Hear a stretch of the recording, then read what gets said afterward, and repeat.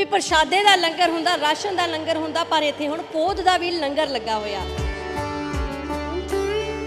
ਤੇ ਜਿਹੜੇ ਵੀ ਕਿਸਾਨ ਦਾ ਫੋਨ ਆਉਂਦਾ ਸੀ ਆਪਾਂ ਉਹਨਾਂ ਨੂੰ ਕਹਿੰਦੇ ਸੀ ਵੀ ਆਪਣੀ ਲੇਬਰ ਨਾਲ ਲੈ ਕੇ ਆਇਓ, ਬਜਾਏ ਇੱਥੇ ਬਹਿ ਕੇ ਵੇਟ ਕਰਨ ਤੋਂ ਵੀ ਸਾਡੀ ਵੀ ਵਾਰੀ ਆਏਗੀ, ਆਪੋ ਆਪਣੀ ਲੇਬਰ ਲੈ ਕੇ ਆਓ ਤੇ ਆਪਣਾ ਪੱਟ ਕੇ ਲੈ ਜਾਓ। ਤੁਸੀਂ ਮਤਲਬ ਇਹ ਕਿਹਾ ਹੋਇਆ ਕਿ ਲੱਗੀ ਹੋਈ ਆ, ਜਿਵੇਂ ਮਰਜ਼ੀ ਪੱਟ ਕੇ ਲੈ ਜਾਓ। ਹਾਂਜੀ ਹਾਂਜੀ ਹਾਂਜੀ ਸੇਵਾ? ਹਾਂਜੀ ਬਿਲਕੁਲ ਫ੍ਰੀ ਸੇਵਾ, ਗੁਰੂ ਮਹਾਰਾਜ ਦੀ ਕਿਰਪਾ ਦੇ ਨਾਲ। ਏਕੜ ਦੀ ਦੇਖੀ ਜਾਵੇ ਤੇ ਕਿੰਨਾ ਕੁ ਖਰਚਾ ਆ ਜਾਂਦਾ ਤੁਹਾਡਾ, ਕਿੰਨਾ ਕੁ 8 ਏਕੜ ਤੇ ਖਰਚਾ ਆਇਆ? ਜਿਵੇਂ ਜੀ 1,04,000 ਦਾ ਬੀਜ ਆ ਗਿਆ ਸੀ, ਉਸ ਤੋਂ ਬਾਅਦ ਹੋਰ ਖਰਚਾ ਜਿਹੜਾ ਲਗਭਗ 1.5 ਲੱਖ ਦੇ ਕਰੀਬ ਖਰਚਾ ਲੱਗ ਚੁੱਕਾ ਹੈ।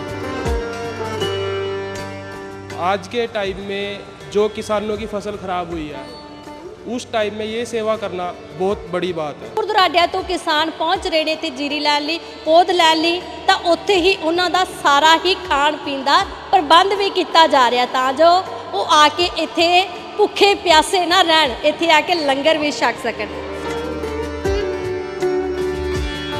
सरकार नूं पता कि भी हरियाणा पंजाब के बच्चों आना का, तो अपना अग्निवीर कट के बैठ गए कि भी फ्री च भी सेवा करेंगे, एवं बेलदारा का काम जिम्मेदार ही करूँगा और देश की राखी भी फ्री च अपना किसान ही करूँगा कि बेटा करूँगा। दिया 1 एकड़ में कितनी मतलब कि जीरी कितने पैसे में लगाई जाती है?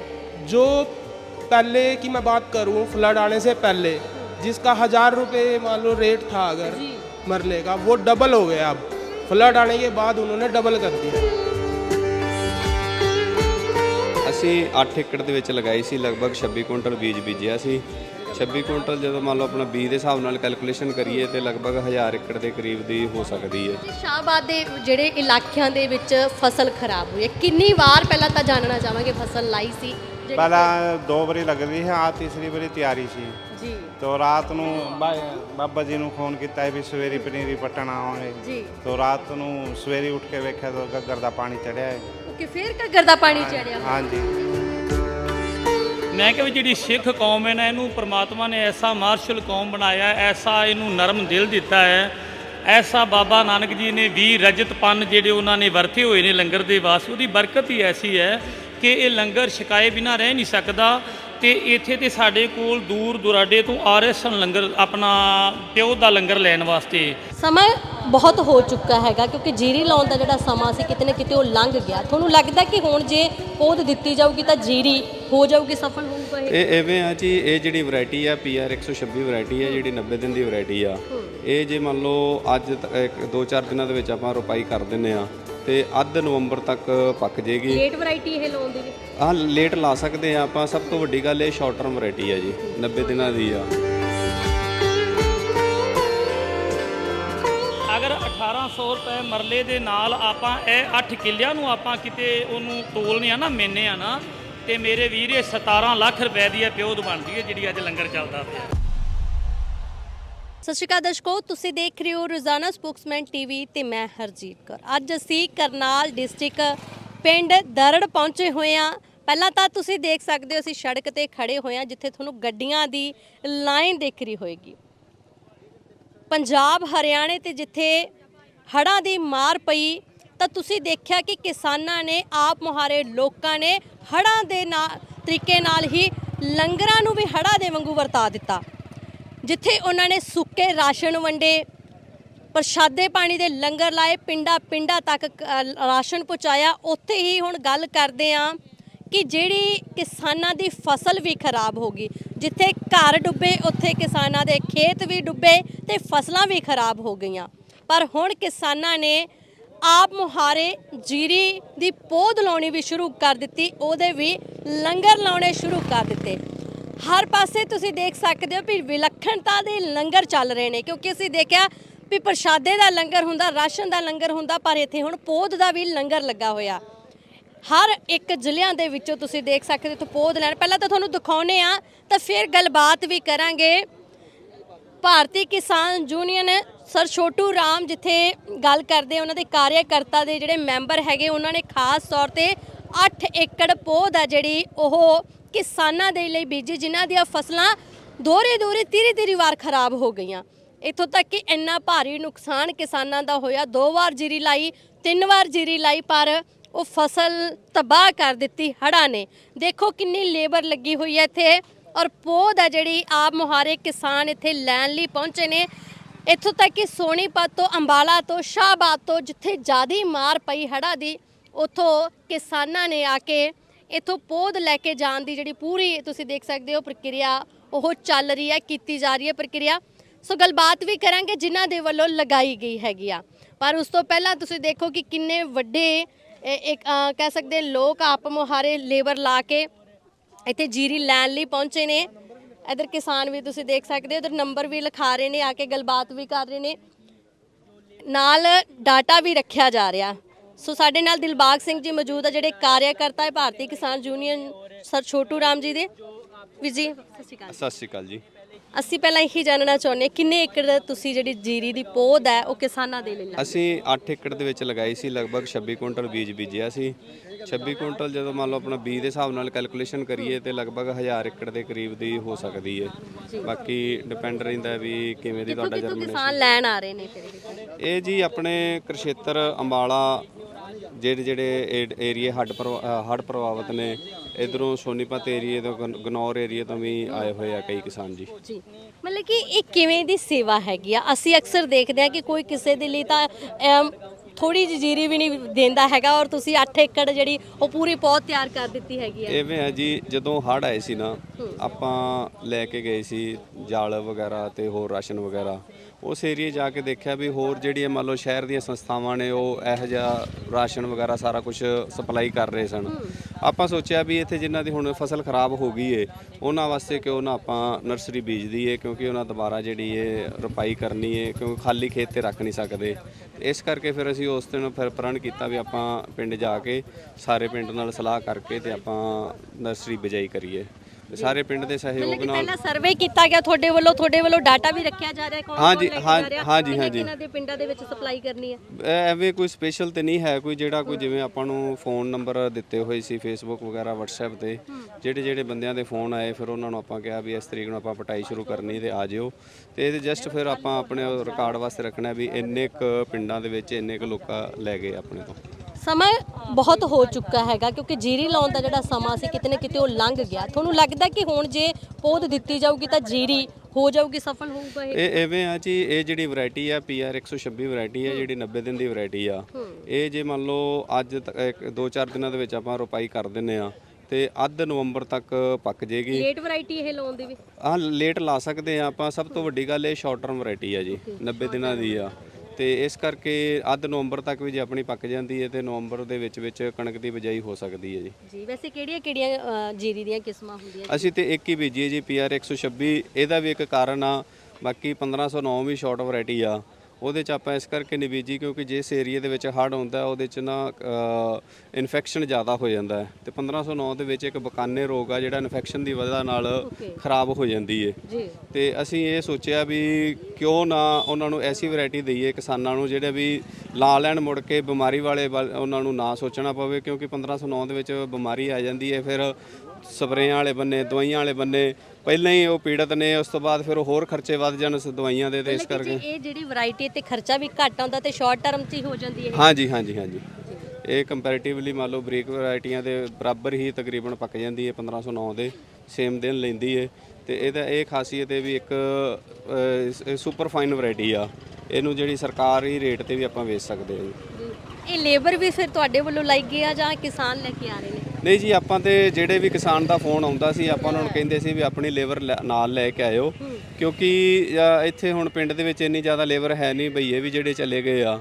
ਤੇ ਬਜਾਏ ਇੱਥੇ ਬਹਿ ਕੇ ਵੇਟ ਕਰਨ ਤੋਂ ਵੀ ਸਾਡੀ ਵੀ ਵਾਰੀ ਆਏਗੀ, ਆਪੋ ਆਪਣੀ ਲੇਬਰ ਲੈ ਕੇ ਆਓ ਤੇ ਆਪਣਾ ਪੱਟ ਕੇ ਲੈ ਜਾਓ। ਓਕੇ, ਬਸ ਤੁਸੀਂ ਮਤਲਬ ਇਹ ਕਿਹਾ ਹੋਇਆ ਕਿ ਲੱਗੀ ਹੋਈ ਆ ਜਿਵੇਂ ਮਰਜ਼ੀ ਪੱਟ ਕੇ ਲੈ ਜਾਓ। ਹਾਂਜੀ। ਫ੍ਰੀ ਸੇਵਾ? ਹਾਂਜੀ, ਬਿਲਕੁਲ ਫ੍ਰੀ ਸੇਵਾ ਗੁਰੂ ਮਹਾਰਾਜ ਦੀ ਕਿਰਪਾ ਦੇ ਨਾਲ। 1 ਏਕੜ ਦੀ ਦੇਖੀ ਜਾਵੇ ਤੇ ਕਿੰਨਾ ਕੁ ਖਰਚਾ ਆ ਜਾਂਦਾ ਤੁਹਾਡਾ? ਕਿੰਨਾ ਕੁ 8 ਏਕੜ ਤੇ ਖਰਚਾ ਆਇਆ? ਕਿਉਂਕਿ ਜਿੱਥੋਂ ਤੱਕ 1000 ਏਕੜ ਦੀ ਗੱਲ ਕੀਤੀ ਜਾ ਰਹੀ ਆ, ਜਿੱਥੇ ਤੁਸੀਂ ਪੌਦ ਦੇਣੀ ਹੈਗੀ ਆ, ਤਾਂ ਕਿੰਨਾ ਕੁ ਖਰਚਾ ਤੁਹਾਡਾ? ਐਵੇਂ ਜੀ 1,04,000 ਦਾ ਬੀਜ ਆ ਗਿਆ ਸੀ। ਉਸ ਤੋਂ ਬਾਅਦ ਹੋਰ ਖਰਚਾ ਜਿਹੜਾ ਲਗਭਗ 1.5 ਲੱਖ ਦੇ ਕਰੀਬ ਖਰਚਾ ਲੱਗ ਚੁੱਕਾ ਹੈ। ਉਹ ਸਾਰੇ ਪਿੰਡ ਦਾ ਸਹਿਯੋਗ ਰਿਹਾ ਜੀ। ਹਰ ਇੱਕ ਨੇ ਕਿਸੇ ਨੇ 5000, ਕਿਸੇ ਨੇ 4000, ਕਿਸੇ ਨੇ 1000, ਜਿਵੇਂ ਕਿਸੇ ਦੀ ਮੰਨ ਲਓ ਸਮਰੱਥਾ ਸੀ ਉਸ ਹਿਸਾਬ ਨਾਲ ਉਹਨਾਂ ਨੇ ਹਿੱਸਾ ਪਾਇਆ। ਸਾਰੇ ਪਿੰਡ ਦਰੜ ਵੱਲੋਂ ਇਹ ਸਾਰੀ ਸੇਵਾ ਕੀਤੀ ਗਈ ਪਰ ਹੈ ਜੀ। ਆਪਣੀ ਜ਼ਮੀਨ ਵੀ ਦੇ ਦੇਣੀ, ਇੱਕ ਹਿਸਾਬ ਦੀ ਦਾਨ ਕਰ ਦੇਣੀ। ਤੁਹਾਡੀ ਵੀ ਇੱਥੇ ਜੀਰੀ ਲੱਗਣੀ ਸੀ ਪਰ ਤੁਸੀਂ ਪੌਦ ਤਿਆਰ ਕੀਤੀ ਹੈ। ਚਲੋ ਇਹ ਤੇ ਚਲੋ ਸਾਡੀ ਤੇ ਥੋੜੀ ਜਿਹੀ ਜਗ੍ਹਾ ਸੀ, ਜੇ ਸਾਡੇ ਮੰਨ ਲਓ ਇੰਨੀ ਕੁ ਜਗ੍ਹਾ ਦੇ ਨਾਲ ਕਿਸੇ ਦੇ ਕੋਈ 500-700 ਹਜ਼ਾਰ ਏਕੜ ਲੱਗ ਜੇ ਤੇ ਉਹਦਾ ਸਾਨੂੰ ਜ਼ਿਆਦਾ ਜੀ ਮਹਿਸੂਸ ਹੋਵੇਗਾ ਵਧੀਆ ਜੀ। ਕਿੰਨੇ ਏਕੜ ਦੀ ਪੌਦ ਹੈਗੀ ਹੈ ਫਿਰ? ਇਹ ਟੋਟਲ 8 ਏਕੜ ਦੇ ਵਿੱਚ ਬੀਜੀ ਗਈ ਹੈ, 26 ਕੁਇੰਟਲ ਬੀਜ ਆ ਤੇ ਕੈਲਕੂਲੇਸ਼ਨ ਦੇ ਹਿਸਾਬ ਨਾਲ ਲਗਭਗ 900 ਤੋਂ 1000 ਏਕੜ ਦੀ ਹੋ ਜਾਣੀ ਚਾਹੀਦੀ ਹੈ ਜੀ। ਸੋ ਇੱਧਰ ਵੀ ਵੀਰ ਆਏ ਹੋਏ ਨੇ, ਪੁੱਛ ਲਾਂਗੇ ਕਿੱਥੋਂ ਆਏ ਆ ਤੁਸੀਂ। ਵੀਰ ਜੀ ਸਤਿ ਸ਼੍ਰੀ ਅਕਾਲ, ਕਿੱਥੋਂ ਆਏ ਤੁਸੀਂ ਭਾਜੀ? और पौध लैंड हम विलेज मेरा बयाना है, इंद्री एरिया में पड़ता है जी। ओके। हाँ जी। कितनी को वहाँ पे फसल खराब हो गई, कितनी बार पानी आया और कैसे हालात हैं? पहले बारिश का बहुत ज़्यादा पानी था, उसके बाद फिर यमुना का बांध टूटने की वजह से बहुत ज़्यादा जो फसल का नुकसान हुआ है। जी कितने एकड़ आपके मतलब की फसल खराब हुई? हमारी 3 एकड़ के आसपास खराब हुई है। 3 एकड़। हाँ जी। मतलब एक बार जीरी लगाई थी या 2 बार लगाई थी? तो दोनों बार ही एक बार लगाई थी। हाँ जी, खराब हो गई। वही खराब हुई है। जो किसानों ने जीरी लगा के साथ दिया जा रहा है, पौध दे रहे हैं, इस उपराले के बारे में कैसे देखते हैं आप? ये एक जो यहाँ के किसान हैं, मैं उनका बहुत धन्यवाद करना चाहूँगा जो इतनी बड़ी सेवा कर रहे हैं। आज के टाइम में जो किसानों की फसल खराब हुई है, उस टाइम में ये सेवा करना बहुत बड़ी बात है। बिल्कुल, उनकी भी क्योंकि फसलें खराब हुई उनकी भी फसलें खराब हुई हैं। जिनकी फसलें खराब हुई हैं उनके लिए देखो, जो उन्होंने पहले पौध बोने का, जीरी का मान लो जो बीज लेके आए, सारा अब लगाने का, खेत की बुआई का बहुत खर्चा बैठता है एक बार लगाने का। और जिनकी खराब होगी उनको वो भी खर्चा डबल करना पड़ गया। बिल्कुल। अब उससे लेके जो हम और जगह पे जहाँ पे पौध की रोपाई करके रखते हैं, अब उन्होंने भी बहुत ज़्यादा रेट बढ़ाया हुआ है इस टाइम पे, क्योंकि किसानों की मजबूरी हो रही है। उनके पास अपनी लगाने के लिए जगह नहीं है और वो वहाँ से लेके आ रहे हैं, तो उन्होंने भी रेट काफ़ी बढ़ाया हुआ है। कितना रेट कर दिया? 1 एकड़ में कितनी मतलब की जीरी कितने पैसे में लगाई जाती है? जो पहले की मैं बात करूं, फ्लड आने से पहले जिसका 1000 रुपये मान लो रेट था अगर मरले का, वो डबल हो गया अब। फ्लड आने के बाद उन्होंने डबल कर दिया है। जी। हाँ जी। मतलब तो उस हिसाब से वहाँ 2000 ले रहे हाँ हैं जी, हाँ एक जी, मरले का। एक मरले का। जी। हाँ जी। तो उसके हिसाब से तो अगर मैं ये कहूँगा कि इनका ये जो ये कार्य है वो बहुत ही अप्रिशिएट है। और अपनी जमीन में देखो लगा बिल्कुल जी, बिल्कुल, बिल्कुल, खाली छोड़ रखी है। बिल्कुल हिसाब जी। से जब जीरी ले जाएंगे, पौध ले जाएंगे, तो किसान का तो खेत ऐसा ही रह जाएगा। बिल्कुल। ये देखो, अब सेवा भावना की बात होती है, सेवा भावना की बात है इसमें। बहुत ही, मैंने पहले ही बोल दिया कि बहुत ही अप्रिशिएट कार्य है जो अपने खेत खाली रख के और किसानों का भला कर रहे हैं। 3 एकड़ में आपका कितना खर्चा आया था जब आपने लगाई थी? खर्चा देखो अभी तो कोई किसान कैलकुलेट वैसे नहीं करता, पर फिर अब भी उसके बाद भी मेरा कम से कम अब दोबारा उस पे मान लो बुआने पे 30,000 रुपये, कम से 10,000 रुपये एक उस पे खर्चा आता है सारा बुआने का, और लगाई वगैरह का सारा खर्चा लगभग 10,000 रुपये के आसपास एक बार में आता है। जी। हाँ और जी। 3 एकड़ में पहले भी आपने 30-40 हज़ार लगाया और अब फिर लगाएंगे? हाँ जी। वो तो अब ये थोड़ा ये है कि यहाँ से पौध भाई जो सेवा कर रहे हैं वो फ्री में कर रहे हैं, थोड़ा इसकी वजह से थोड़ा कम हो जाएगा। देखो, नहीं तो फिर दोबारा अगर वैसे ही होता तो दोबारा लगाना पड़ता। कोई सरकार की तरफ से नहीं आपको सहायता मिली? कोई उन्होंने अभी तक सरकार की तरफ से कोई सहायता नहीं मिली है, ना ही कोई मुआवजा मिला है, ना ही कोई देखने आया है। अभी तक देखने भी कोई नहीं आया है ਜੀ। ਸੋ ਹੋਰ ਕਿਸਾਨਾਂ ਨਾਲ ਵੀ ਗੱਲਬਾਤ ਕਰਾਂਗੇ। ਦਰਸ਼ਕੋ ਤੁਸੀਂ ਦੇਖ ਸਕਦੇ ਹੋ ਦੂਰ ਤੱਕ ਕਿਸਾਨ ਆਪਣੀ ਜੀਰੀ ਨੂੰ ਪੱਟਣ ਦਾ ਵੇਟ ਕਰ ਰਹੇ ਨੇ, ਕਦੋਂ ਲੇਬਰ ਪੱਟੇਗੀ ਤੇ ਰੱਖੀ ਜਾਏਗੀ ਗੱਡੀ ਤੇ ਤਾਂ ਫਿਰ ਹੀ ਅਸੀਂ ਇੱਥੋਂ ਲਿਜਾਵਾਂਗੇ।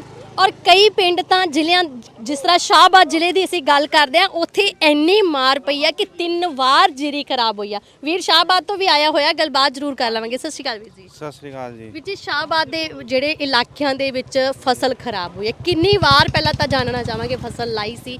ਪਹਿਲਾਂ 2 ਵਾਰੀ ਲੱਗ ਰਹੀ ਹੈ, ਆ ਤੀਸਰੀ ਵਾਰੀ ਤਿਆਰੀ ਸੀ ਜੀ।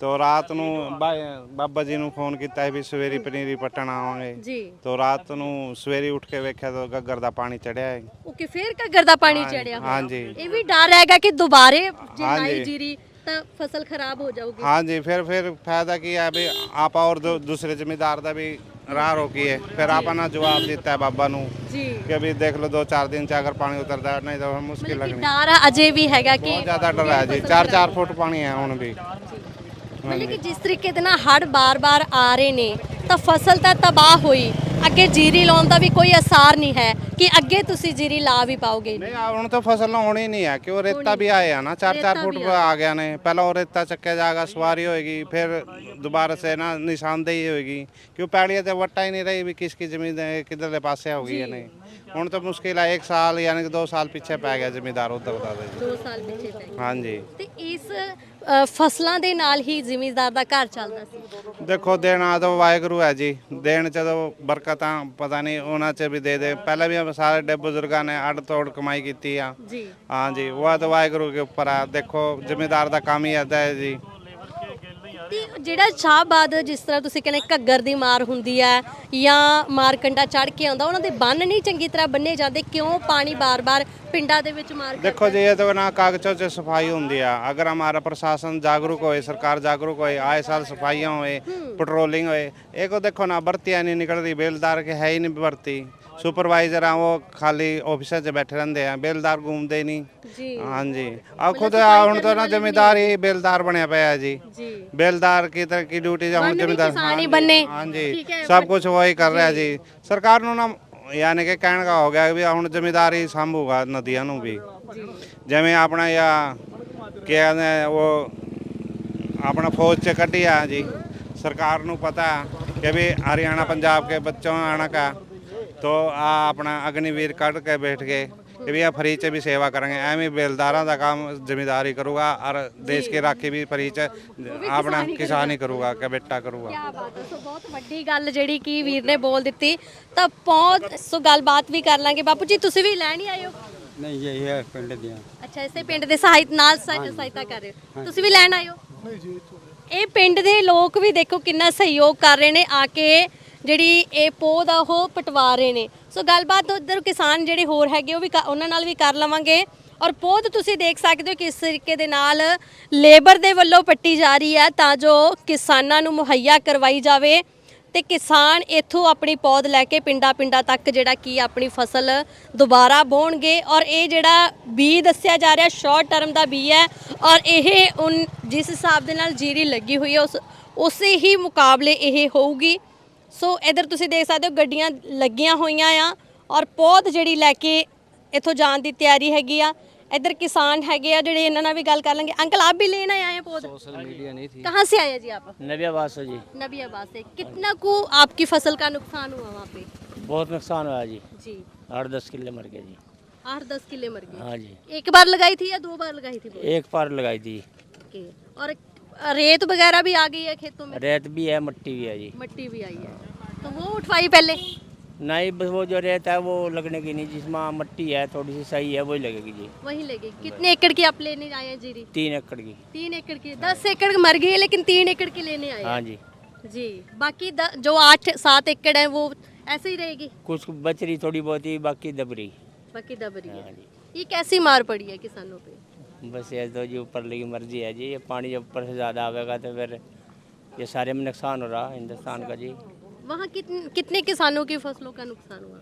बहुत ही ज़्यादा हो रहा है जी बहुत यमुना चढ़ के आती है हाँ जमुना जी जमुना या सारे बेल्ट में गया दूर इधर आग गया नगले लग लेबर अपनी लेके आए हैं नई यूरी से लेंगे लेबर उरी से लेंगे हाँ जी ओके 3 एकड़ की यहाँ से पौध लेके जाएंगे हाँ जी ਸੋ ਦਰਸ਼ਕੋ ਤੁਸੀਂ ਦੇਖ ਸਕਦੇ ਹੋ ਕਿਸ ਤਰੀਕੇ ਦੇ ਨਾਲ ਜਿਹੜੀ ਔਰਤਾਂ ਵੀ ਲੱਗੀਆਂ ਹੋਈਆਂ ਆ ਪੂਰੀ ਪੌਦ ਜਿਹੜੀ ਉਹ ਇੱਥੋਂ ਤਿਆਰ ਕੀਤੀ ਜਾ ਰਹੀ ਹੈਗੀ ਆ ਸੋ ਦਰਸ਼ਕੋ ਤੁਸੀਂ ਦੇਖ ਸਕਦੇ ਹੋ ਜਦੋਂ ਕਿਸਾਨਾਂ ਦੇ ਵੱਲੋਂ ਜੀਰੀ ਦੇ ਲੰਗਰ ਲਾਏ ਜਾ ਰਹੇ ਨੇ ਜੀਰੀ ਦੀ ਪੌਦ ਤਿਆਰ ਕਰਕੇ ਦਿੱਤੀ ਜਾ ਰਹੀ ਉੱਥੇ ਹੀ ਗੁਰੂ ਦਾ ਲੰਗਰ ਵੀ ਪਹੁੰਚ ਜਾਂਦਾ ਹਰ ਥਾਂ ਗੁਰੂ ਦਾ ਲੰਗਰ ਪਹੁੰਚ ਜਾਂਦਾ ਜਿਵੇਂ ਅਸੀਂ ਬੰਨਾਂ ਤੇ ਵੀ ਦੇਖਿਆ ਤੇ ਅੱਜ ਜਿੱਥੇ ਖੇਤਾਂ ਦੇ ਵਿੱਚ ਵੀ ਲੰਗਰ ਪਹੁੰਚਿਆ ਹੋਇਆ ਤੁਸੀਂ ਦੇਖ ਸਕਦੇ ਹੋ ਲੰਗਰ ਜਿਹੜਾ ਉਹ ਵੀ ਲੇਬਰ ਨੂੰ ਛਕਾਇਆ ਜਾ ਰਿਹਾ ਜਿਹੜੀ ਲੇਬਰ ਲੈ ਕੇ ਆਏ ਸੀ ਦੂਰ ਦੁਰਾਡਿਆਂ ਤੋਂ ਕਿਸਾਨ ਪਹੁੰਚ ਰਹੇ ਨੇ ਤੇ ਜੀਰੀ ਲੈਣ ਲਈ ਪੌਦ ਲੈਣ ਲਈ ਤਾਂ ਉੱਥੇ ਹੀ ਉਹਨਾਂ ਦਾ ਸਾਰਾ ਹੀ ਖਾਣ ਪੀਣ ਦਾ ਪ੍ਰਬੰਧ ਵੀ ਕੀਤਾ ਜਾ ਰਿਹਾ ਤਾਂ ਜੋ ਉਹ ਆ ਕੇ ਇੱਥੇ ਭੁੱਖੇ ਪਿਆਸੇ ਨਾ ਰਹਿਣ ਇੱਥੇ ਆ ਕੇ ਲੰਗਰ ਵੀ ਛਕ ਸਕਣ ਸੋ ਇਸ ਪਿੰਡ ਦੇ ਸਰਪੰਚ ਸਾਹਿਬ ਵੀ ਸਾਡੇ ਨਾਲ ਮੌਜੂਦ ਹੈ ਤੇ ਗੁਰਦੁਆਰਾ ਸਾਹਿਬ ਦੇ ਹੈੱਡ ਗ੍ਰੰਥੀ ਜੀ ਵੀ ਮੌਜੂਦ ਆ ਜਿਨ੍ਹਾਂ ਨੇ ਖਾਸ ਤੌਰ 'ਤੇ ਇਸ ਪੂਰੇ ਪਿੰਡ ਦੇ ਵਿੱਚ ਸਹਾਇਤਾ ਕੀਤੀ ਕਿਸਾਨਾਂ ਦੀ ਸਹਾਇਤਾ ਕੀਤੀ ਤਾਂ ਜੋ ਜੀਰੀ ਲਾ ਕੇ ਹਰ ਇੱਕ ਉਹ ਕਿਸਾਨ ਤੱਕ ਪਹੁੰਚਾਈ ਜਾਵੇ ਜਿਹਦੀ ਫਸਲ ਖਰਾਬ ਹੋ ਚੁੱਕੀ ਹੈ। ਸੋ ਸਰਪੰਚ ਸਾਹਿਬ ਨਾਲ ਗੱਲ ਕਰ ਲਵਾਂਗੇ। ਸਤਿ ਸ਼੍ਰੀ ਅਕਾਲ ਜੀ। ਸਤਿ ਸ਼੍ਰੀ ਅਕਾਲ ਜੀ। ਸਤਿ ਸ਼੍ਰੀ ਅਕਾਲ। ਸਰਪੰਚ ਸਾਹਿਬ ਪਹਿਲਾਂ ਤਾਂ ਇਹੀ ਜਾਣਨਾ ਚਾਹੁੰਦੇ ਆ, ਵੱਡੇ ਪੱਧਰ ਤੇ 8 ਏਕੜ ਕਿਸਾਨਾਂ ਦੇ ਵੱਲੋਂ ਜੀਰੀ ਲਾਈ ਗਈ, ਜਿੱਥੇ ਉਹਨਾਂ ਦਾ ਕਹਿਣਾ ਹੈ ਕਿ ਪੂਰੇ ਪਿੰਡ ਦਾ ਸਹਿਯੋਗ ਆ ਰਿਹਾ, ਤਾਂ ਕਿਵੇਂ ਦੇਖਦੇ ਹੋ ਜਿਹੜੀ ਹੁਣ ਸੇਵਾ ਸ਼ੁਰੂ ਕੀਤੀ ਗਈ ਹੈ? ਇਸ ਤਰ੍ਹਾਂ ਜੀ 8 ਕਿੱਲੇ ਦੀ ਪਿਓਦ ਬੀਜੀ ਗਈ ਹੈ, ਸਾਰੇ ਪਿੰਡ ਦੇ ਸੰਦੋਗ ਨਾਲ ਬੀਜੀ ਗਈ ਹੈ, ਸਾਰੇ ਰਲ ਮਿਲ ਕੇ ਬੀਜੀ ਹੈ। ਤੇ ਜਿਨ੍ਹਾਂ ਦੀ ਜੀਰੀ ਝੋਨਾ ਮਾਰਿਆ ਗਿਆ ਉਹਨਾਂ ਲਈ ਬੀਜੀ ਗਈ ਹੈ। ਤੇ ਜਿਵੇਂ ਕੋਈ ਦੂਰ ਪੰਜਾਬ ਤੋਂ ਕੋਈ ਆਏ ਨੇ ਜਾਂ ਜੋ ਹਰਿਆਣੇ ਤੋਂ ਵੀ ਆਏ ਨੇ, ਸਾਰਿਆਂ ਨੂੰ ਜਿੰਨੀ ਕੋਈ ਲੋੜ ਹੈ ਤੁਹਾਡੇ ਵੱਲੋਂ ਕੀ ਸਹਿਯੋਗ ਦਿੱਤਾ ਗਿਆ ਫਿਰ? ਸਾਡੇ ਵੱਲੋਂ ਵੀ ਜੋ ਸਹਿਯੋਗ ਬਣਿਆ ਸੀ ਅਸੀਂ ਵੀ ਪੂਰਾ ਦਿੱਤਾ ਸੀ ਬਾਬਾ ਜੀ ਨਾਲ ਲੱਗ ਕੇ। ਨਾਲ ਕੋਈ ਸਰਕਾਰ ਤੱਕ ਵੀ ਗੱਲਬਾਤ ਕਰੋਗੇ ਵੀ ਜਿਹੜੇ ਕਿਸਾਨਾਂ ਦੀ ਜੀਰੀ ਬਿਲਕੁਲ ਹੀ ਖਤਮ ਹੋ ਚੁੱਕੀ ਹੈ, ਜਿਹੜੇ ਲਾਉਣ ਯੋਗ ਹੀ ਨਹੀਂ ਰਹੇ, ਤੇ ਉਹਨਾਂ ਨੂੰ ਵੀ ਕੋਈ ਸਹਾਇਤਾ ਉਹ ਦਿੱਤੀ ਤੇ ਜਾਵੇ? ਸਰਕਾਰ ਨੂੰ ਚਾਹੀਦਾ ਜੀ, ਮੁਆਵਜ਼ਾ ਦੇਣਾ ਚਾਹੀਦਾ ਉਹਨਾਂ ਨੂੰ। ਹਾਂ ਤਾਂ ਕੋਈ ਆਪਦੇ ਵੱਲੋਂ ਤੁਸੀਂ ਅਪੀਲ ਵਗੈਰਾ ਪਾਈ ਹੈ ਉਹਨਾਂ ਨੂੰ, ਕੋਈ ਕੀਤੀ? ਹਾਂ ਜੀ, ਉਹ ਤਾਂ ਸਾਰੇ ਕਰਦੇ ਨੇ ਜੀ, ਇਹਨਾਂ ਖਰਾਬਾ ਦੇਣਾ ਚਾਹੀਦਾ ਸਰਕਾਰ ਨੂੰ ਜਿਨ੍ਹਾਂ ਦਾ ਝੋਨਾ ਖਰਾਬ ਹੋ ਗਿਆ ਜੀ। ਹਾਂ। ਸੋ ਸਾਡੇ ਨਾਲ ਬਾਬਾ ਜੀ ਵੀ ਮੌਜੂਦ ਆ, ਗੱਲਬਾਤ ਕਰ ਲਾਂਗੇ ਹੈਡ ਗ੍ਰੰਥੀ ਜੀ।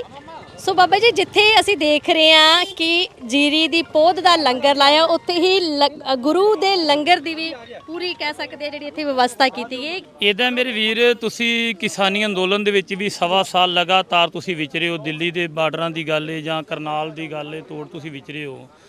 ਤੁਸੀਂ ਵੇਖਦੇ ਰਹੇ ਹੋ ਕਿ ਪੰਜਾਬ ਤੋਂ ਲੈ ਕੇ ਦਿੱਲੀ ਤੱਕ ਥਾਂ ਤੇ ਕਿਸਾਨਾਂ ਨੇ ਲੰਗਰ ਲਾਏ ਸਨ। ਅੱਜ ਵੀ ਜਦੋਂ ਕਿਤੇ ਸਮਾਂ ਪੈਂਦਾ ਆਪਾਂ ਲੰਗਰ ਸਚਿਵਾਲਿਆ ਦੇ ਸਾਹਮਣੇ ਵੀ ਲੈ ਜਾਂਦੇ ਹਾਂ, ਹਰ ਥਾਂ ਤੇ ਲੈ ਜਾਂਦੇ ਹਾਂ। ਮੇਰੇ ਨਾਲ ਸਵੇਰੇ ਵੀ ਕਿਸੇ ਨੇ ਜ਼ਿਕਰ ਕੀਤਾ, ਕਹਿੰਦੇ ਕਿ ਭਾਈ ਸਾਹਿਬ ਜਿਹੜੇ ਆਉਣ ਵਾਲੇ ਨੇ ਆਪਣਾ ਪਿਓਦ ਲੈਣ, ਕਿ ਲੰਗਰ ਜ਼ਰੂਰੀ ਸੀ। ਮੈਂ ਕਿਹਾ ਵੀ ਜਿਹੜੀ ਸਿੱਖ ਕੌਮ ਹੈ ਨਾ, ਇਹਨੂੰ ਪ੍ਰਮਾਤਮਾ ਨੇ ਐਸਾ ਮਾਰਸ਼ਲ ਕੌਮ ਬਣਾਇਆ, ਐਸਾ ਇਹਨੂੰ ਨਰਮ ਦਿਲ ਦਿੱਤਾ ਹੈ, ਐਸਾ ਬਾਬਾ ਨਾਨਕ ਜੀ ਨੇ 20 ਰਜਤ ਪੰਨ ਜਿਹੜੇ ਉਹਨਾਂ ਨੇ ਵਰਤੇ ਹੋਏ ਨੇ ਲੰਗਰ ਦੇ ਵਾਸਤੇ, ਉਹਦੀ ਬਰਕਤ ਹੀ ਐਸੀ ਹੈ ਕਿ ਇਹ ਲੰਗਰ ਛਕਾਏ ਬਿਨਾਂ ਰਹਿ ਨਹੀਂ ਸਕਦਾ। ਤੇ ਇੱਥੇ ਤੇ ਸਾਡੇ ਕੋਲ ਦੂਰ ਦੁਰਾਡੇ ਤੋਂ ਆ ਰਹੇ ਸਨ ਲੰਗਰ, ਆਪਣਾ ਪਿਓਦ ਦਾ ਲੰਗਰ ਲੈਣ ਵਾਸਤੇ। ਤੇ ਸਾਡੇ ਆਪਣਾ ਭਰਾਵਾਂ ਨੇ ਦਰੜ ਦੇ ਨਗਰਦਿਆਂ ਨੇ ਸਲਾਹ ਕੀਤੀ ਸੀ ਕਿ ਇੱਥੇ 1-2 ਤੰਦੂਰ ਲਾਏ ਜਾਣ ਤੇ ਨਾਲ ਲੰਗਰ ਦੀ ਸੇਵਾ ਜਿਹੜੀ ਆਉਣ ਵਾਲੀ ਸੰਗਤ ਦੀ ਕੀਤੀ ਜਾਏ। ਜਦੋਂ ਇਸ ਗੱਲ ਦੀ ਭਿਣਖ ਬਾਬਾ ਸੁੱਖਾ ਸਿੰਘ ਜੀ ਨੂੰ ਲੱਗੀ, ਆਪਣਾ ਪ੍ਰਗਟ ਸਿੰਘ ਇਹ ਨਦੀ ਤੋਂ ਨੇ, ਪ੍ਰਗਟ ਸਿੰਘ ਜੀ ਡੇਰਾ ਕਾਰ ਸੇਵਾ ਵਾਲੇ, ਉਹਨਾਂ ਨੂੰ ਪਤਾ ਲੱਗਿਆ। ਉਹ ਕਹਿੰਦੇ ਵੀ ਦਰੜ ਨਗਰ ਤੁਸੀਂ ਬਹੁਤ ਵੱਡੀ ਸੇਵਾ ਕਰਦੇ ਪਏ ਹੋ, ਜਿਹੜੀ ਲੰਗਰ ਦੀ ਸੇਵਾ ਉਹ ਟੋਟਲੀ ਹੀ ਸਾਡੇ ਵੱਲੋਂ ਨਿਭਾਈ ਜਾਏਗੀ। ਇਹ ਬਾਬਾ ਸੁੱਖਾ ਸਿੰਘ ਜੀ ਵੱਲੋਂ, ਜਿਨ੍ਹਾਂ ਨੇ ਕਰਨ ਲੇਕ ਸਵਾ ਸਾਲ ਲਗਾਤਾਰ ਲੰਗਰ ਲਾ ਕੇ ਰੱਖਿਆ ਸੀ ਨਾ, ਇਹ ਸੇਵਾ ਲੰਗਰ ਦੀ ਉਹਨਾਂ ਵੱਲੋਂ ਕੀਤੀ ਗਈ ਹੈ। ਤੇ ਬਾਬਾ ਸੁੱਖਾ ਸਿੰਘ ਜੀ ਕਿਤੇ ਵੀ ਪਿੱਛੇ ਨਹੀਂ ਰਹਿੰਦੇ, ਜਿੱਥੇ ਵੀ ਲੰਗਰ ਦੀ ਜ਼ਰੂਰਤ ਪਵੇ ਉਹ ਪਹੁੰਚਦੇ ਨੇ। ਮਤਲਬ ਕਿ ਜਿੱਥੇ ਜੀਰੀ ਦਾ ਲੰਗਰ ਲਾਇਆ, ਕਹਿੰਦੇ ਜੀਰੀ ਭਾਵੇਂ ਬਾਅਦ ਚ ਲੈ ਲਿਓ, ਪਹਿਲਾਂ ਲੰਗਰ ਪਹਿਲਾਂ ਲੰਗਰ ਲਵੋ, ਪਹਿਲਾਂ ਲੰਗਰ ਲਵੋ। ਬਾਕੀ ਮੈਂ ਇੱਕ ਤੁਹਾਡੇ ਮਾਧਿਅਮ ਨਾਲ ਹੋਰ ਕਹਿਣਾ ਚਾਹਾਂਗਾ ਕਿ ਕਈ ਵਾਰੀ ਸਾਡੇ ਨਾ, ਕਿਉਂਕਿ ਹਰ ਤਰ੍ਹਾਂ ਦੇ ਸੋਸ਼ਲ ਸਾਈਟ ਤੇ ਵੀਡੀਓਜ਼ ਪਈਆਂ ਹੁੰਦੀਆਂ ਨੇ, ਕਈ ਕਹਿੰਦੇ ਆ ਜੀ ਇਹ ਸਾਨੂੰ ਠੀਕ ਨਹੀਂ ਮੰਨਦੇ ਹੈਗੇ, ਇਹਨਾਂ ਨੇ ਫਿਰ ਉਦੋਂ ਹੀ ਕਰਨਾ ਹੁੰਦਾ, ਆਪਾਂ ਮੰਨ ਲਓ ਸੇਵਾ ਕਰਦੇ ਪਏ ਆ। ਨਹੀਂ, ਜਿਹੜਾ ਸਾਨੂੰ ਗੁਰੂ ਨਾਨਕ ਸਾਹਿਬ ਜੀ ਨੇ ਰਹਿਮਤ ਬਖਸ਼ੀ ਹੈ ਨਾ, ਅਸੀਂ ਉਸ ਰਹਿਮਤ ਦੇ ਪਾਤਰ ਬਣ ਕੇ ਰਹਿਣਾ। ਭਾਵੇਂ ਗੁਰੂ ਨਾਨਕ ਸਾਹਿਬ ਜੀ ਨੂੰ ਕਿਸੇ ਵੱਟੇ ਵੀ ਚੁੱਕ ਕੇ ਮਾਰੇ ਨੇ, ਉਹਨਾਂ ਨੇ ਉਹਨੂੰ ਵੀ ਸ਼ਬਦ ਦੇ ਬਾਣ ਦੇ ਨਾਲ ਵਿੰਨਿਆ, ਉਹਨੂੰ ਵੀ ਸ਼ਬਦ ਦੀ ਕਿਰਪਾ ਦੇ ਨਾਲ ਸਮਝਾਉਣਾ ਕੀਤਾ, ਉਹਨੂੰ ਵੀ ਸ਼ੀਤਲ ਕੀਤਾ ਗੁਰੂ ਨਾਨਕ ਸਾਹਿਬ ਜੀ ਨੇ। ਲੋਕ ਆਪਣਾ ਕੰਮ ਕਰੀ ਜਾਣ, ਪਰ ਲੰਗਰ ਨਹੀਂ ਕਦੇ ਰੋਕ ਸਕਦੇ। ਇੱਥੇ ਲੋਕਲ ਆਵੇ, ਇੱਥੇ ਪੰਜਾਬੀ ਆਵੇ, ਇੱਥੇ ਮੁਸਲਿਮ ਭਰਾ ਵੀ ਆਏ ਨੇ, ਸਭ ਦੇ ਵਾਸਤੇ ਪਿਓ ਦਾ ਲੰਗਰ ਵੀ ਚੱਲੇਗਾ, ਨਾਲ ਇਹ ਵੀ ਲੰਗਰ ਚੱਲੇਗਾ। ਤੇ ਨਾਲ ਇੱਕ ਹੋਰ ਤੁਹਾਡੇ ਮਾਧਿਅਮ ਦੇ ਨਾਲ ਬੇਨਤੀ ਕਰਨੀ ਚਾਹਾਂਗਾ ਕਿ ਅੱਜ ਸ਼ਾਮ ਤੱਕ ਤੇ ਫੁੱਲ ਸਟਾਕ ਸਾਡੇ ਕੋਲੋਂ ਕਿੱਥੋਂ ਕਿਸਾਨ ਆ ਰਹੇ ਨੇ ਜੀ? ਪੰਜਾਬ ਤੋਂ ਆ ਰਹੇ ਨੇ, ਅੰਬਾਲਾ ਸ਼ਾਹਬਾਦ ਏਰੀਆ ਜਿਆਦੀ ਮਾਰਸੀ ਇੱਥੋਂ ਆ ਰਹੇ ਨੇ, ਜਮਨਾ ਦੇ ਇਲਾਕੇ ਤੋਂ, ਨਵੀਆਂਬਾਦ ਹੋ ਗਿਆ, ਰੰਧੌਲੀ ਇੱਧਰੋਂ ਪਹੁੰਚ ਰਹੇ ਨੇ ਸਾਡੇ ਕੋਲ। ਬਾਕੀ ਦੂਜਿਆਂ ਨੂੰ ਵੀ ਮੈਂ ਇਹ ਕਹਿਣਾ ਚਾਹਾਂਗਾ ਵੀ ਅੱਜ ਸ਼ਾਮ ਤੱਕ ਜਿਨ੍ਹਾਂ ਨੂੰ ਵੀ ਪਿਓ ਚਾਹੀਦੀ ਹੈ, 5 ਏਕੜ ਦੀ, 10 ਏਕੜ ਦੀ, 7 ਏਕੜ ਦੀ, ਸ਼ਾਮ ਤੱਕ ਸਾਡੇ ਕੋਲ ਪਹੁੰਚ ਜਾਓ। ਭਾਈ ਸਾਹਿਬ, ਜਿੱਥੇ ਤੁਸੀਂ ਜੀਰੀ ਦਾ ਲੰਗਰ ਲਾ ਦਿੱਤਾ, ਉੱਥੇ ਹੀ ਜਿੱਥੇ ਕਿਸਾਨ ਪਹਿਲਾਂ ਬੀ ਲਿਆ ਕੇ ਜੀਰੀ ਪੌਦ ਤਿਆਰ ਕਰਕੇ ਲੈ ਕੇ ਆਉਂਦੇ ਸੀ, ਉਹਨਾਂ ਨੇ ਤਾਂ ਰੇਟ ਹੀ ਡਬਲ ਕਰ ਦਿੱਤੇ ਤੇ ਤੁਸੀਂ ਲੰਗਰ ਹੀ ਲਾ ਦਿੱਤੇ। ਸਾਡੇ ਕੋਲ ਗਵਾਂਢ ਦੇ ਵਿੱਚ ਹੀ ਨਗਰ ਹੈ ਜੀ, ਮੈਂ ਨਾਮ ਨਹੀਂ ਲੈਣਾ ਉਹਨਾਂ ਦਾ, ਉਹਨਾਂ ਨੇ ਜੀ 1800 ਰੁਪਏ ਮਰਲਾ ਕਰ ਦਿੱਤਾ ਹੈ। ਉਹਨਾਂ ਨੇ ਜੀ 1800 ਰੁਪਏ ਮਰਲਾ ਕਰਤਾ, ਪੂਰਾ 1800 ਰੁਪਏ ਮਰਲਾ। ਅਗਰ 1800 ਰੁਪਏ ਮਰਲੇ ਦੇ ਨਾਲ ਆਪਾਂ ਇਹ 8 ਕਿੱਲਿਆਂ ਨੂੰ ਆਪਾਂ ਕਿਤੇ ਉਹਨੂੰ ਤੋਲਨੇ ਆ ਨਾ, ਮੇਨੇ ਆ ਨਾ, ਤੇ ਮੇਰੇ ਵੀਰ ਇਹ 17 ਲੱਖ ਰੁਪਏ ਦੀ ਪਿਓਦ ਬਣਦੀ ਹੈ ਜਿਹੜੀ ਅੱਜ ਲੰਗਰ ਚੱਲਦਾ ਪਿਆ। ਹਾਂਜੀ, ਤੇ ਮੈਂ ਉਹਨਾਂ ਨੂੰ ਵੀ ਬੇਨਤੀ ਕਰਨਾ ਚਾਹਾਂਗਾ ਮੇਰੇ ਵੀਰ, ਜਿਨ੍ਹਾਂ ਨੇ ਵੇਚਣ ਵਾਸਤੇ, ਕਿਉਂਕਿ ਤੁਹਾਡਾ ਬਿਜ਼ਨਸ ਹੈ, ਵੇਚਣ ਵਾਸਤੇ ਤੁਸੀਂ ਲਗਾਈ ਹੈ। ਜ਼ਿਆਦਾ ਵੀ ਲੈਣਾ ਤੁਸੀਂ 800 ਰੁਪਏ ਮਰਲਾ ਲੈ ਲਓ, ਕਿਉਂਕਿ ਉਹਦੇ ਪਹਿਲਾਂ ਹੀ ਵਿਚਾਰੇ ਮਰੇ ਪਏ ਨੇ ਜਿਨ੍ਹਾਂ ਦੀਆਂ ਜੀਰੀਆਂ ਮਾਰੀਆਂ ਗਈਆਂ ਨੇ। ਘੱਟ ਕਰ ਦੇਣੇ ਚਾਹੀਦੇ ਹਾਂ, ਰੇਟ ਘੱਟ ਕਰਕੇ, ਕਿਉਂਕਿ ਮਾਨਵਤਾ ਦੀ ਸੇਵਾ ਹੀ ਸਭ ਤੋਂ ਸ੍ਰੇਸ਼ਟ ਧਰਮ ਹੈ, ਮੇਰਾ ਤੇ ਇਹ ਮੰਨਣਾ ਹੈ। ਮੌਕਾ ਮਿਲ ਗਿਆ ਕਿ ਅਸੀਂ ਪੈਸਾ ਕਮਾ ਲਈਏ। ਦੇਖੋ ਜੀ, ਇਹ ਤੁਸੀਂ ਹਿਮਾਚਲ ਦੇ ਵਿੱਚ ਵੀ ਪਿੱਛੇ ਦੇਖਿਆ ਜੋ ਹੁੰਦਾ ਹੈ। ਦੇਖੋ 10 ਰੁਪਏ ਦੀ ਬੋਤਲ ਜਿਹੜੀ ਹੈ 50 ਦੀ ਵੇਚੀ ਜਾਂਦੀ, 20 ਵਾਲੀ 500 ਦੀ ਵੇਚੀ ਜਾਂਦੀ ਹੈ। ਕਈ ਲੋਕ ਨੇ ਆਪਦਾ ਦੇ ਵਿੱਚੋਂ ਵੀ ਕਮਾਈ ਕਰਨੀ ਸੋਚਦੇ ਨੇ, ਪਰ ਮੇਰਾ ਮੰਨਣਾ ਇਹ ਵੇ ਕਿ ਆਪਦਾ ਵਿੱਚ ਕਮਾਈ ਕਰਕੇ ਅਸੀਂ ਆਪਣੇ ਬੱਚਿਆਂ ਵਾਸਤੇ ਜ਼ਹਿਰ ਹੀ ਇਕੱਤਰਿਤ ਕਰਦੇ ਹਾਂ। ਜੀ, ਇਸੇ ਲਈ ਹੀ ਕਹਿੰਦੇ ਕਿ ਇਸ ਮੁਸੀਬਤ ਦੀ ਘੜੀ ਦੇ ਵਿੱਚ ਤਾਂ ਸਾਥ ਦੇਣਾ ਚਾਹੀਦਾ, ਬਾਅਦ ਚ ਭਾਵੇਂ ਕਮਾ ਲਿਆ ਜਾਵੇ। ਬਿਲਕੁਲ ਜੀ, ਬਾਅਦ ਵਿੱਚ ਕਮਾਇਆ ਜਾਵੇ। ਪਰ ਮੈਂ ਕਹਿੰਦਾ ਵੀ ਅਸੀਂ ਉਹ ਕਰਮ ਹੀ ਨਹੀਂ ਕਰਨਾ ਕਿ ਜਿਹਦੇ ਨਾਲ ਸਾਨੂੰ ਸਾਈਂ ਦੇ ਦਰਗਾਹ ਦੇ ਵਿੱਚ ਜਾ ਕੇ ਸ਼ਰਮਿੰਦਗੀ ਦਾ ਸਾਹਮਣਾ ਕਰਨਾ ਪਏ। ਫਰੀਦਾ ਜਿੰਨੀ ਕਮੀ ਨਾਹੀਂ ਗੁਣ ਤੇ ਕਮੜੇ ਵਿਸਾਰ, ਮਤ ਸ਼ਰਮਿੰਦਾ ਥੀ ਵਈ ਸਾਈਂ ਦੇ ਦਰਬਾਰ। ਜਿਹੜੇ ਕੰਮਾਂ ਦੇ ਨਾਲ, ਮਾੜੇ ਕਰਮਾਂ ਨਾਲ, ਜਿਹੜੇ ਲੋਭ ਲਾਲਚਾਂ ਦੇ ਨਾਲ ਸਾਨੂੰ ਸਾਈਂ ਦੇ ਦਰਬਾਰ ਸ਼ਰਮਿੰਦਗੀ ਮਹਿਸੂਸ ਕਰਨੀ ਪਵੇ, ਉਹ ਆਪਾਂ ਨਾ ਕਰੀਏ। ਸਭ ਨੂੰ ਇਹੀ ਬੇਨਤੀ ਹੈ, ਜਿਨ੍ਹਾਂ ਭਰਾਵਾਂ ਨੇ 5-5 6-6 ਏਕੜ ਲਾਈ ਹੋਈ ਹੈ, ਗੁਰਬਾਜ ਸਿੰਘ ਡਬਰੀ ਨੇ ਸਾਡੇ ਵੀਰ ਜੀ, ਉਹ 1000 ਰੁਪਏ ਤੋਂ ਉੱਤੇ ਮਰਲਾ ਨਹੀਂ ਵੇਚਦੇ ਪਏ ਬਿਲਕੁਲ ਵੀ। ਉਹਨਾਂ ਨੂੰ ਵੀ ਰਿਕੁਐਸਟ ਹੈ, ਵੀਰ ਤੁਸੀਂ 700-800 ਦਾ ਮਰਲਾ ਦਿਓਗੇ, ਤੁਹਾਡੀ ਵੀ ਸੇਵਾ ਵਿੱਚ ਅਰਦਾਸ ਕਰਾਂਗੇ, ਸਮਝੋ ਤੁਸੀਂ ਸੇਵਾ ਹੀ ਕਰ ਰਹੇ ਹੋ। ਪਰ ਇਹ ਕਿਸਾਨ ਹੀ ਕਿਉਂ ਕਰਨ? ਜੇ ਬੰਨ ਬੰਨਣੇ ਹੁਣ ਤਾਂ ਕਿਸਾਨ ਕਰਨ, ਜੇ ਪੌਦ ਦਾ ਲੰਗਰ ਲਾਉਣਾ ਹੋਏ ਤਾਂ ਹੀ ਕਿਸਾਨ ਅੱਗੇ ਆਉਣ, ਤਾਂ ਹੋਰਾਂ ਦਾ ਫਰਜ਼ ਕਿਉਂ ਨਹੀਂ ਬਣਦਾ? ਦੇਖੋ ਜੀ, ਇੱਕ ਦਾ ਫਰਜ਼ ਹੈਗਾ, ਉਹਦਾ ਸੁਭਾਅ ਐਸਾ ਹੈ ਕਿ ਉਹਨੇ ਫੁੱਲ ਹੀ ਖਿਲਾਰਨੇ ਨੇ। ਇੱਕ ਦਾ ਸੁਭਾਅ ਹੁੰਦਾ ਉਹਨੇ ਕੰਡੇ ਹੀ ਖਿਲਾਰਨੇ ਨੇ। ਅਸੀਂ ਜਦੋਂ ਦਿੱਲੀ ਬਾਰਡਰਾਂ ਦੇ ਉੱਤੇ ਤੰਬੂ ਲਾ ਕੇ ਰਹੇ ਸਾਂ, ਉੱਥੇ ਉਹ ਵੀ ਲੋਕ ਸਨ ਕਿ ਜਿਹੜੇ ਤੰਬੂਆਂ ਨੂੰ ਅੱਗ ਲਾ ਜਾਂਦੇ ਸਨ, ਸਾਡੀਆਂ ਟਰਾਲੀਆਂ ਸਾੜ ਜਾਂਦੇ ਸਨ। ਉਹ ਵੀ ਲੋਕ ਸਨ ਜਿਹੜੇ ਦੂਜੇ ਦਿਨ ਹੀ ਉੱਥੇ ਟੈਂਟ ਲਿਆ ਕੇ ਸਾਡਾ ਇੰਤਜ਼ਾਮ ਕਰਦੇ ਸਨ। ਉਹ ਲੋਕ ਸਨ ਜਿਹੜੀਆਂ ਸਾਡਾ ਉੱਥੋਂ ਮੋਟਰਾਂ ਲਾ ਕੇ ਲੈ ਗਏ। ਉਹੀ ਲੋਕ ਸਨ ਜਿਹੜੇ ਅਗਲੇ ਦਿਨ ਬੋਰਿੰਗ ਕਰਾ ਕੇ ਸਾਨੂੰ ਮੋਟਰਾਂ ਲਵਾ ਕੇ ਦਿੰਦੇ ਸਨ। ਇਹ ਤੇ ਗੁਰੂ ਨਾਨਕ ਸਾਹਿਬ ਜੀ ਨੇ ਸਿੱਖਾਂ ਨੂੰ ਸਿਧਾਂਤ ਹੀ ਐਸਾ ਦਿੱਤਾ ਹੈ ਕਿ ਇਹ ਆਤਮ ਸਮਰਪਣ ਦੇ ਨਾਲ ਹੀ ਜਿਉਂਦੇ ਨੇ। ਇਹ ਆਪਣਾ ਆਪ ਗਵਾ ਕੇ ਵੀ ਸੇਵਾ ਕਮਾਉਣ ਵਾਲੇ ਲੋਕ ਨੇ।